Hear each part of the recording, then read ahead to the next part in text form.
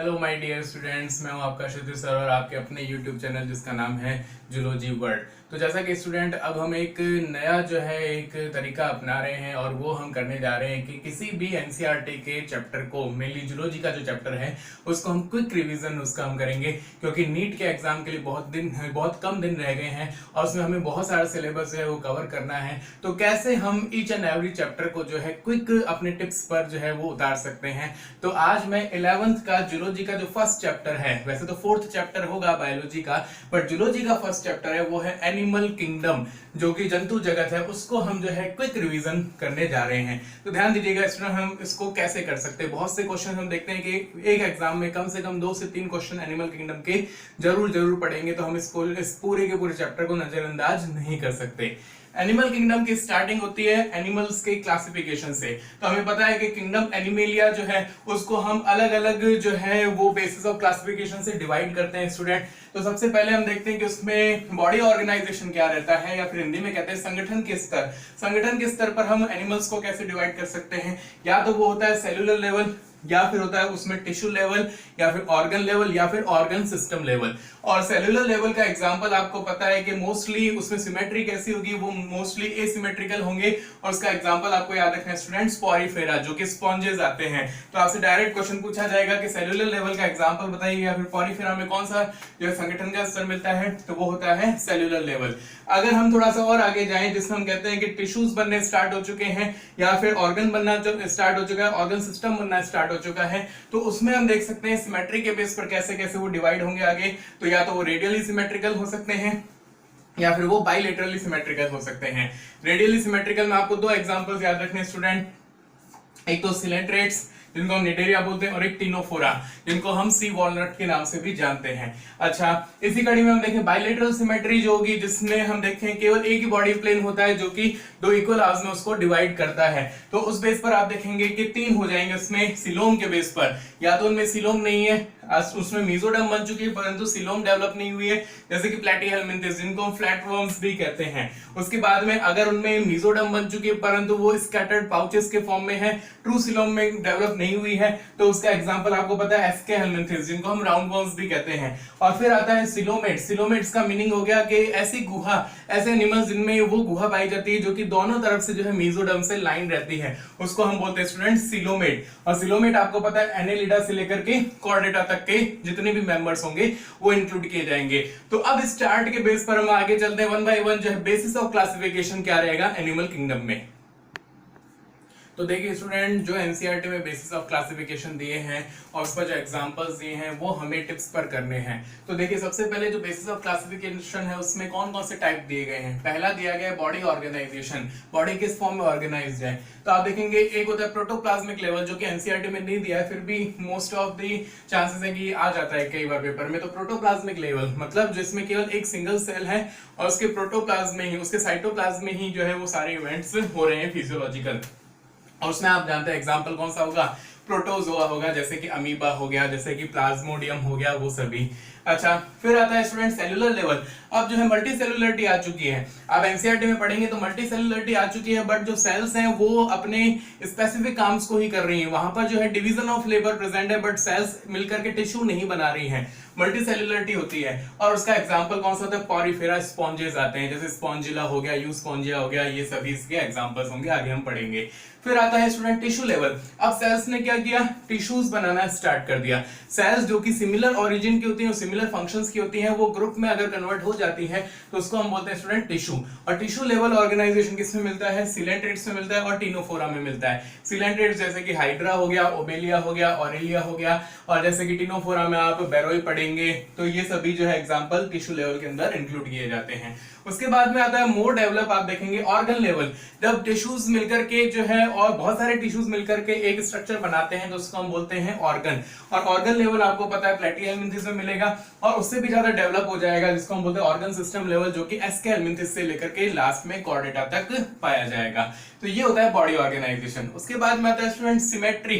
Symmetry किसे कहते हैं? कोई भी ऐसा प्लेन जिससे कि जो बॉडी जो है किसी भी एनिमल की जो है इक्वल हाफ में डिवाइड हो जाए, उसको हम बोलते हैं स्टूडेंट सिमेट्री। और सिमेट्री के बेस पर आप देखेंगे एनिमल्स होते हैं 3 टाइप के। पहला होता है जिसको हम बोलते हैं asymmetrical.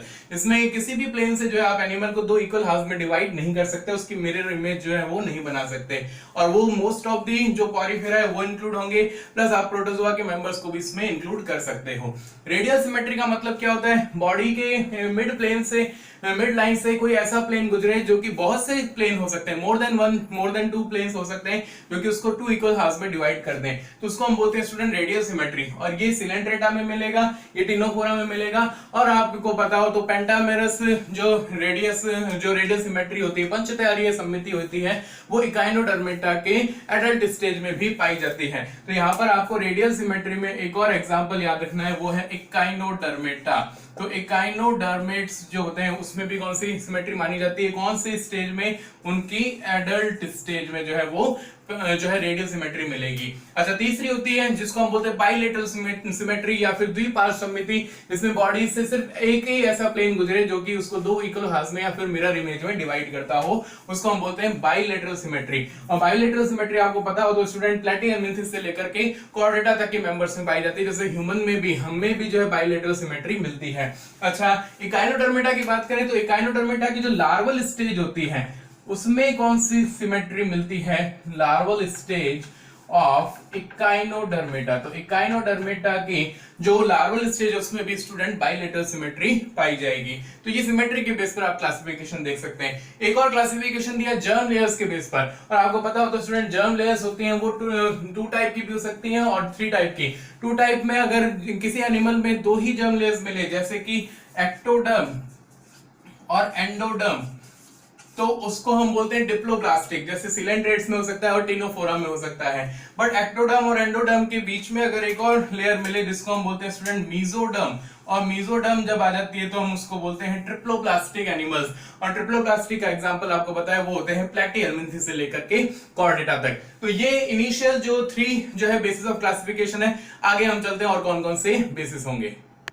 Now student, other basis of classifications कौन कौन से हो सकते हैं? जैसे कि हम देख सकते हैं सिलोम। सिलोम के बेस पर आप देख सकते हो, सिलोम किसे कहते हैं स्टूडेंट? ऐसी गुहा, ऐसी कैविटी, बॉडी कैविटी जो कि दोनों तरफ से जो है वो मेसोडर्म से लाइंड हो, तो उसको हम बोलते हैं ट्रू सिलोम या फिर प्रगुहा कहते हैं। इस बेस पर 3 टाइप के एनिमल्स आपको मिल जाएंगे। एक होता है जो कि एसिलोमेट होते हैं। एसिलोमेट मतलब जिनमें सिलोम होती ही नहीं है, और उनमें आप देखोगे कि एक्टोडर्म और एंडोडर्म के बीच में पैरेन्काइमा प्रेजेंट होता है, कोई भी फ्री जो स्पेस वहां पर नहीं मिलता।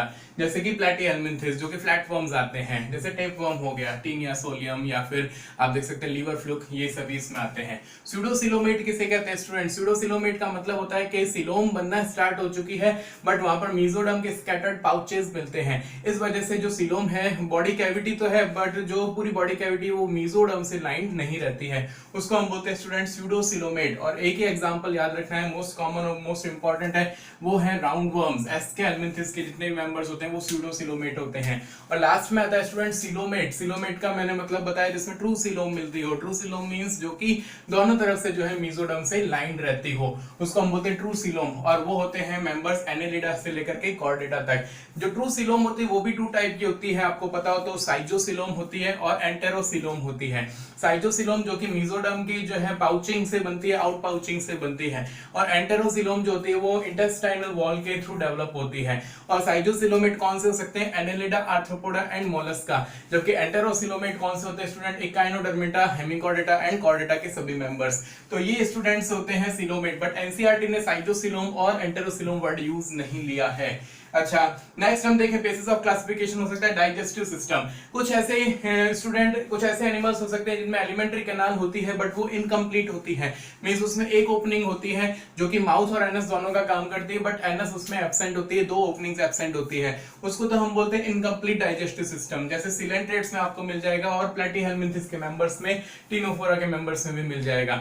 जबकि कुछ ऐसे एनिमल्स होते हैं जिनमें एलिमेंट्री कैनाल कंप्लीट होती है, जिसमें माउथ भी होता है और एनस भी होती है, तो 2 ओपनिंग्स अलग अलग मिलती है उसमें। जैसे एसके हेलमिंथिस में ट्रू जो आप देखेंगे कि कंप्लीट डाइजेस्टिव सिस्टम स्टार्ट हो चुका है और वो कॉर्डेटा तक चलता है। तो दो हमने इसके टाइप बता दिए। फिर आता है स्टूडेंट सर्कुलेशन के बेस पर। सर्कुलेशन काफी इंपॉर्टेंट है और आपको पता है एक तो होता है ओपन सर्कुलेशन और एक होता है क्लोज सर्कुलेशन। ओपन सर्कुलेशन का मीनिंग क्या होता है स्टूडेंट, जिसमें कोई भी ब्लड वेसल्स जो है आर्टरी या वेन नहीं प्रेजेंट होती है और उसमें बड़े बड़े साइनस मिलते हैं जिनको हिंदी में कोटर कहते हैं। उन साइनस के थ्रू जो है ब्लड फ्लो होता है और जो डायरेक्ट टिश्यू या फिर सेल्स होती है वो जो है ब्लड के या बॉडी फ्लूइड के कांटेक्ट में होती हैं। और ये ओपन सर्कुलेशन किसमें मिलता है स्टूडेंट, आर्थ्रोपोडा में मिलता है, बहुत इंपॉर्टेंट है, मोलस्का में मिलता है। बट तो ऐसे फाइलम या सब फाइलम भी हैं जिनको हम जो है नजरअंदाज कर देते हैं। एक हेमिकॉर्डेटा में भी जो है वो ओपन सर्कुलेशन है, प्लस यूरोकॉर्डेटा के मेंबर्स में भी ओपन सर्कुलेशन होता है। और एक होता है जिसको स्टूडेंट हम बोलते हैं close circulation. Close circulatory system का मीनिंग क्या है स्टूडेंट, जिसमें आपको ब्लड वेसल्स मिलेंगी, आर्टरीज और वेन मिलेगी, ब्लड उसके अंदर ही जो है फ्लो करता है। अच्छा, ये कौन कौन से एनिमल्स हो सकते हैं, जैसे एनेलिडा में, जैसे आप अर्थवर्म पढ़ते हैं उसमें मिलेगा, plus most of the chordates होते हैं, जैसे ह्यूमन बींग्स में भी हम देखें तो क्लोज सर्कुलेटरी सिस्टम पाया जाता है।